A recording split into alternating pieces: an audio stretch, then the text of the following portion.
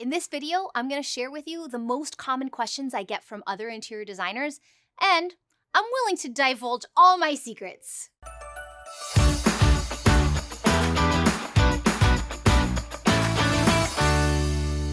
The most common question I get as an interior designer and an interior designer business coach is, how much do I charge? Oh my gosh, I feel like cavemen days interior designers were asking this question, and I feel like in the year 4045, interior designers will still be asking this question. But here's the thing about that question. It's more important that you know how to present your fees than it is what the fees are. The more powerful way to get someone to say yes to your fee is when you present your fee.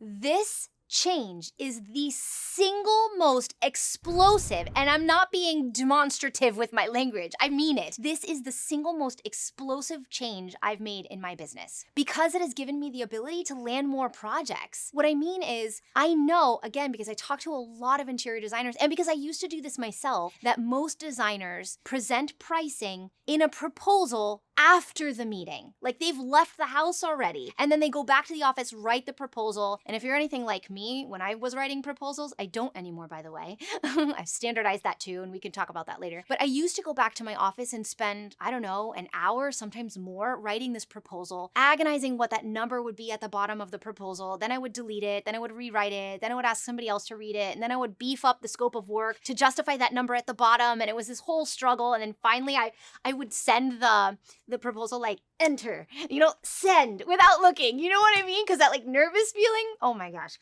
And the thing is about that is, you know that potential client is gonna get that email on their phone, and they're probably gonna just scroll down to the bottom and know what that number is, and they didn't even read your proposal. And where are they when your proposal popped up on their phone? Well, they're probably like just got out of a meeting at work and they're stressed out about that, and it's probably gonna come in a moment of stress like that, not in the moment when they're like, oh, I love this designer. No. So the most powerful way of presenting your price is in the sales meeting, and that can only happen if you have standardized pricing. All right, let's be honest, we're all in a safe place here. Are you a proposal writer? Let me know in the comments below. And anyway, if you want to learn more about how to do systemized pricing, don't worry, I've created a video about that too. You can go check that out. Another really common question that I get asked is, how do I systemize my business? Well, systems can mean many different things, like templates for things that come out of your office, or computer programs that help you systemize things. But it has to first come down to how you systemize your